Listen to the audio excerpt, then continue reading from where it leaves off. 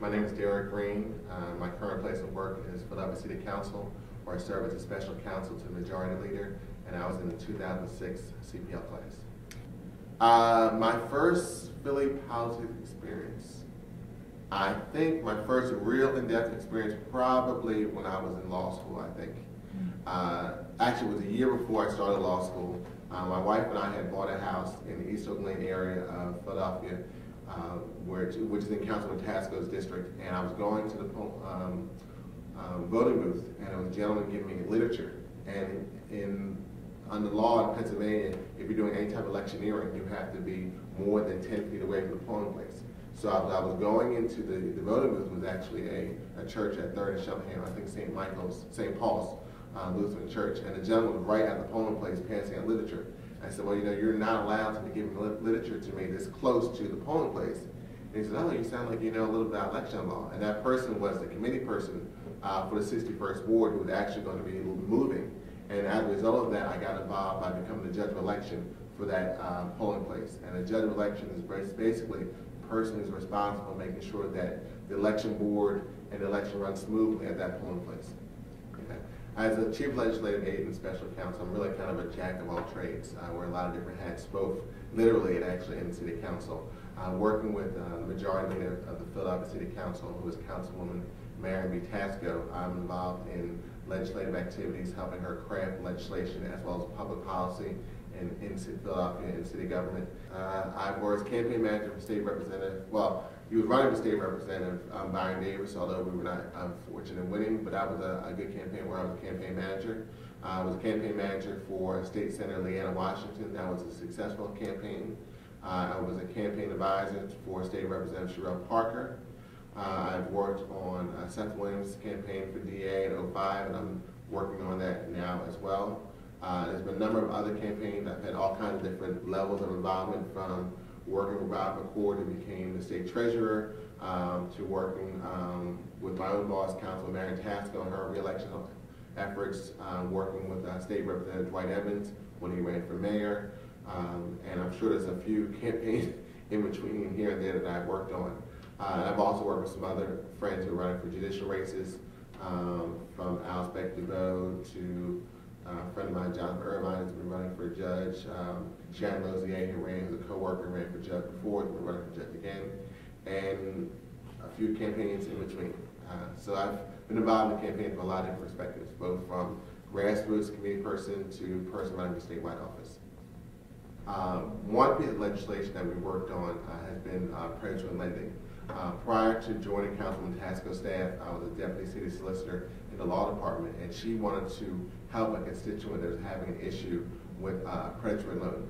As a result of her action and me working with a few other attorneys and consumer activists, we drafted one of the nation's first anti-predatory lending ordinances, which became a model for a lot of different cities across the country.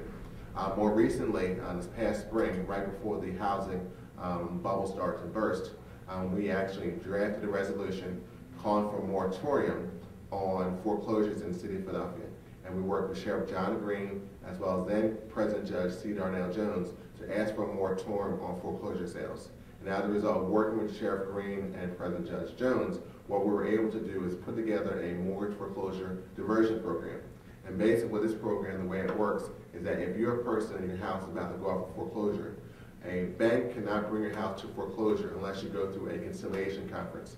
And at this conciliation conference, you have a judge, as well as a housing counselor, a pro bono attorney, and also the lender for the bank, trying to work out a payment plan to keep the person in their home. As a result of this program, which started this past spring, we've saved about 635 households from going to foreclosure. Just this past past Monday, Mayor Michael Nutter announced an initiative where he was able to get about $275,000 from private corporations to work with this foreclosure diversionary program to provide additional marketing dollars to let more people know about the program. And it's been very successful in the sense that you have a number of cities all across the country looking at this program. I know Senator Robert Casey from Pennsylvania has actually had hearings regarding this program and has recommended this program to President Obama. Okay, when I think about the skills I learned as a CPL fellow, I think I really came with a very focused approach. I knew in 2007 I was going to run for office, So when I try to use CPL, it's kind of like, okay, Derek, you want to run for office, what are some of the things you need to work on? And so I think for me, I use CPL to kind of really polish up on those skills that I need to prepare myself to run for office, and also help put together a strategic plan. My thinking in putting together the PPLP, I was really focusing only up to city council and running for city council.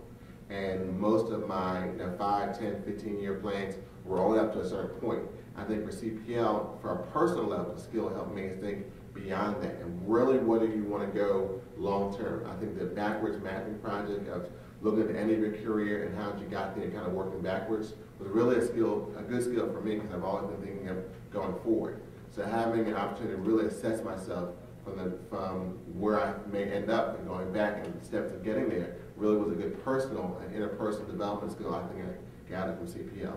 I think other skills at CPL are very helpful in reference to fundraising, making media presentations, elevator speeches, all these type of skills, which I had developed over time, but really having a concentrated time period to really focus on, okay, this weekend we're going to focus on this issue and really working in depth on that issue. I think that was a skill, and among other skills I really gathered from CPL.